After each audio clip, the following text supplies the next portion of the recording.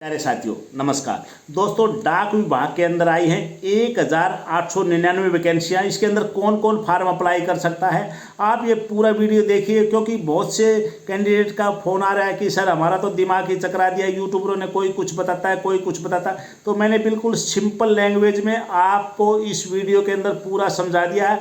एक नहीं, दो नहीं, 3 बार आप इस वीडियो को देखिए, पूरा आपको समझ आ जाएगा। फिर भी कुछ समझ नहीं आता तो आप कमेंट्स कर सकते हो। ये है इसका नोटिफिकेशन। देखिए 8 नवंबर को ये नोटिफिकेशन जारी हुआ था और आज है 10 नवंबर। आज से इसके ऑनलाइन फार्म भरे जा रहे हैं। तो आपका कन्फ्यूजन है कि कौन कौन सा स्पोर्ट्स का सर्टिफिकेट लगेगा, पूरी A to Z जानकारी आपको इस नोटिफिकेशन के अंदर मिलने वाली है। देखिए 10/11/2023 आज से इसके ऑनलाइन फार्म भरे जा रहे हैं और 9 दिसंबर को फार्म भरने का लास्ट डेट है। इसका जो पेमेंट कटने का डेट है वो भी 9 दिसंबर के बाद इसका पेमेंट नहीं कटेगा। 9 दिसंबर तक आप इसका पेमेंट कर सकते हो, जिसको भी पेमेंट लागू है, जनरल और OBC को। इसका जो करेक्शन का है, अगर फार्म के अंदर कोई गलती हो जाती है, कोई मिस्टेक हो जाती है, कोई नाम में करेक्शन है, तो वो आप 10 दिसंबर से लेके 14 दिसंबर तक 5 दिन का आपके पास टाइम है, आप इसको ठीक करा सकते हो। अब इसके अंदर वैकेंसियाँ देखिए, postal assistant, sorting assistant, postman, mail guard और मल्टीटास्किंग सर्विस। ये मल्टीटास्किंग स्टाफ है, ये वैकेंसियाँ हैं इसके अंदर। ये आप लोगों का सैलरी है, कितना सैलरी मिलेगा, ये सब आप देख चुके होंगे। मैं वीडियो ज़्यादा लंबी नहीं करूँगा, आप लोगों को इसके बारे में बताऊँगा। मेन है इसके अंदर गेम का। इसके अंदर देखिए एज लिमिट है, पोस्टल असिस्टेंट का एज है 18 साल से लेकर 27 साल तक, सॉर्टिंग असिस्टेंट 18 साल से 27 साल तक, पोस्टमैन 18 साल से 27 साल तक और मेल गार्ड का 18 साल से लेकर 27 साल तक, MTS का है 18 साल से 25 साल तक, OBC SC ST को 3 साल और 5 साल का छूट दिया जाएगा। दोस्तों इसके अंदर एजुकेशन है वो दिया गया है, जो इसके अंदर है असिस्टेंट, पोस्टल असिस्टेंट और सॉर्टिंग असिस्टेंट, वो होना चाहिए बैचलर डिग्री किसी भी यूनिवर्सिटी से और कंप्यूटर का नॉलेज होना चाहिए। दूसरा पोस्टमैन और मेल गार्ड, इनके लिए 12th पास है। और इसके अंदर एक दिया है कि आप लोगों को लोकल लैंग्वेज का ज्ञान होना चाहिए। जिस भी डिवीज़न से आप फार्म अप्लाई कर रहे हो, मान लीजिए आप हरियाणा से भर रहे हो तो हरियाणा का भाषा है हिंदी, तो आपको हिंदी भाषा का ज्ञान होना चाहिए और आपको कंप्यूटर का भी नॉलेज होना चाहिए।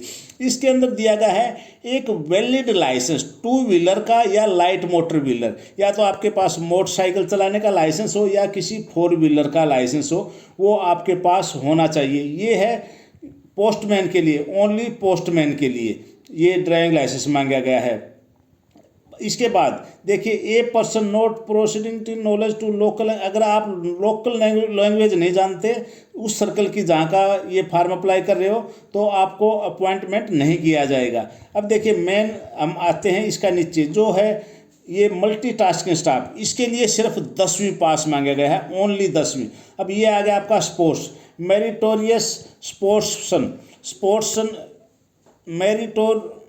अब ये देखिए ये आ गया है गेम का 6 नंबर पे, मेरिटोरियस स्पोर्ट्स पर्सन, यानी कि आप कौन कौन से आपके पास गेम का सर्टिफिकेट होना चाहिए। एक candidate shall be considered as meritorious sports person for the purpose of recruitment under this notification which reference to following criteria, यानी कि जो नीचे क्राइटेरिया दिया गया है ABCD, ये 4 तरह के आपके पास सर्टिफिकेट होने चाहिए। वो कौन से अभी मैं आपको बताता हूँ। A sports person who have represented a state और the country in the national और international competition in any of the sports game mentioned in para 7 of this notification, यानी कि पैरा 7 देखिए पैरा 7 के अंदर 65 गेम है। अगर आपने इनमें से किसी भी गेम के अंदर हिस्सा लिया है, वो खिलाड़ी जिसने स्टेट, ये ए के अंदर दिया है, जिसने स्टेट या देश की तरफ से नेशनल और इंटरनेशनल गेमों के अंदर हिस्सा लिया है इन 65 गेम के दौरान, ये 65 गेम में से कोई भी आपके पास एक गेम है और आपने स्टेट या देश की तरफ से किसी भी नेशनल या इंटरनेशनल कंपटीशन के अंदर हिस्सा लिया है तो आप इसके लिए फार्म अप्लाई कर सकते हो। बी के अंदर दिया गया है, चलो मैं हिंदी में ही बता देता हूँ, वो खिलाड़ी जिसने यूनिवर्सिटी की तरफ से अगर आप यूनिवर्सिटी के अंदर पढ़ते थे और उस यूनिवर्सिटी की तरफ से इंटर यूनिवर्सिटी टूर्नामेंट, जो इंटर यूनिवर्सिटी का गेम होता है उसके अंदर हिस्सा लिया है by inter university sports board, पूरी यूनिवर्सिटियां हैं उसका एक बोर्ड है, अगर उस बोर्ड ने वो गेम कंडक्ट कराए हैं और तब आपने किसी यूनिवर्सिटी की तरफ से उन खेलों के अंदर हिस्सा लिया है तो आप फिर भी इसके अंदर अप्लाई कर सकते हो।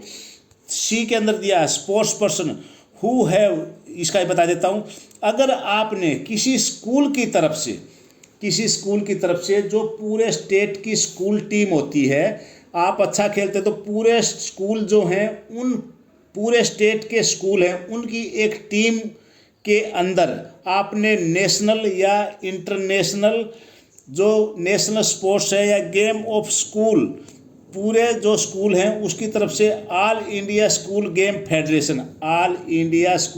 फेडरेशन इसके अंदर आपने हिस्सा लिया है तो भी आप इसके अंदर फार्म अप्लाई कर सकते हो। अब डी में दिया है स्पोर्ट्स पर्सन, वो खिलाड़ी जिनके पास नेशनल का अवार्ड है, जिसने फिजिकल एफिशिएंसी अंडर यानी कि नेशनल फिजिकल एफिशिएंसी के दौरान खेलों में हिस्सा लिया है और उसके पास कोई अवार्ड है तो भी फार्म अप्लाई कर सकते हो। अब मान लीजिए आपने इस फेडरेशन के दौरान आपने खेलों के अंदर हिस्सा लिया और आपके पास सर्टिफिकेट नहीं है तो उसके लिए 4 सर्टिफिकेट दिए हैं। देखिए मैं नीचे ये पूरे गेम है, अभी मैं पूरी आपको डिटेल बताऊंगा। ये गेम है, आप इसका पीडीएफ निकाल सकते हो हमारे फौजी मोटिवेशन चैनल से। देखिए इसके अंदर गेम है आर्चरी, एथलेटिक्स, ये अट्टा पट्टा, बैडमिंटन, पूरे गेम है। देखिए मैं धीरे धीरे स्क्रॉल कर रहा हूँ, आप इसको देख सकते हो। बिल्कुल कंफर्म जानकारी दूंगा क्योंकि यूट्यूबरों ने बिल्कुल भेजा खराब कर रखा है, कोई कुछ बता रहा है कोई कुछ बताता है। ये देखिए ये है गेम,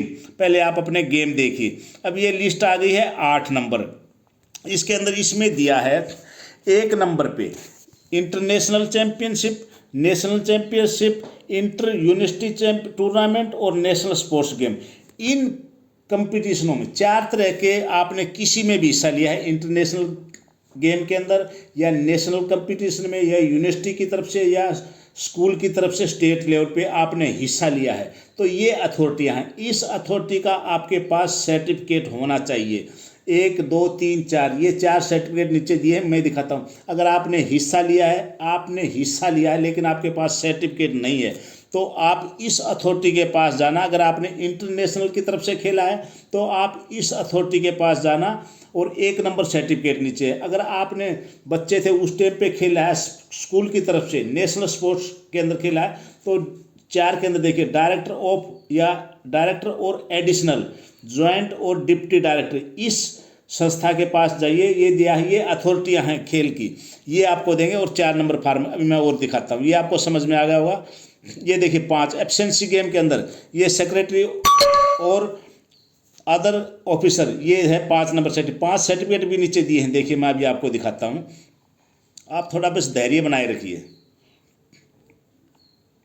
आ गया फार्म 1, देखिए ये है form 1 national federation national association of, ये जो दिखा था ना 1 नंबर, उसका अगर आपने हिस्सा लिया है और आपके पास सर्टिफिकेट नहीं है लेकिन आपने हिस्सा लिया तो वहाँ रिकॉर्ड होगा, वो रिकॉर्ड निकालिए और ये फार्म भरिए और उस अथॉरिटी के पास जाइए और उससे यहाँ पर आप सील मोहर लगवाइए, सिग्नेचर कराइए, ये भी मान्य है। अगर आपके पास सर्टिफिकेट है तो आप जब फार्म अप्लाई करते हो तो उस के द्वारा भर सकते हो। अगर नहीं है सर्टिफिकेट तो ये फार्म फिलअप करके आप ले आइए, अभी बहुत टाइम है। दूसरा 2 नंबर पे ये 2 नंबर फार्म है, ये देखिए, ये मैंने दिखाया था वो ऊपर, ये जो स्टेट लेवल का स्टेट एसोसिएशन ये है, ये 2 नंबर का है। और अभी 3 का भी दिखाते हैं, अभी आपको दिखाएं, ये 3 नंबर है। यूनिवर्सिटी की तरफ से अगर आप खेल रहे हो तो ये फार्म आपके पास चाहिए। अगर यूनिवर्सिटी की तरफ से आप खेल रहे हो लेकिन आपको सर्टिफिकेट नहीं मिला, आपकी टीम नहीं जीती लेकिन आपने हिस्सा लिया, इसके अंदर बोला है अगर आपने हिस्सा लिया है तो भी आप फार्म अप्लाई कर सकते हो।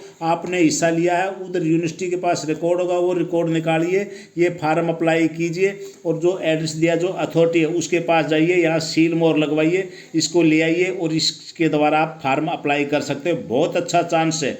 और ये 4 नंबर ये है स्कूल की तरफ से, जब आप स्कूल की तरफ से खेल लेते तो इसके ये है। और अभी एक और आएगा, देखो 5वां ये है, ये देखिए ये भी, ये अगर आपने कोई अवार्ड मिला है, दिखाया था ना फिजिकल एफिशिएंसी गेम, तो ये उसके लिए है। तो ये सभी आपको दिखा दिए हैं, सब बता दिए हैं, क्योंकि बहुत से प्लेयर ऐसे हैं जिन्होंने हिस्सा लिया था लेकिन उनके पास सर्टिफिकेट नहीं है।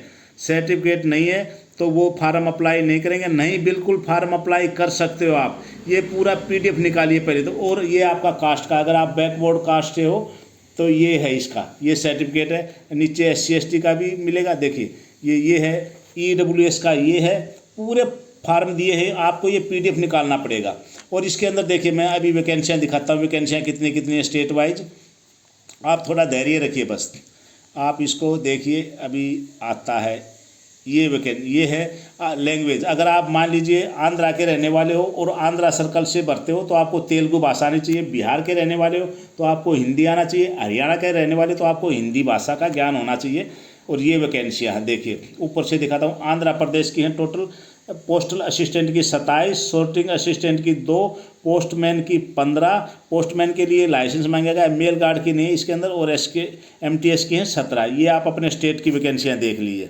अगर मान लीजिए आपको PDF नहीं निकालना आता तो आप अपने स्टेट की वैकेंसियाँ देख लीजिए इसको, ठीक है। पूरा मैंने आपको समझा दिया है। इसका PDF मिलेगा मेरे फौजी मोटिवेशनल टेलीग्राम चैनल पे, आप वहाँ से इसको डाउनलोड कर सकते हो।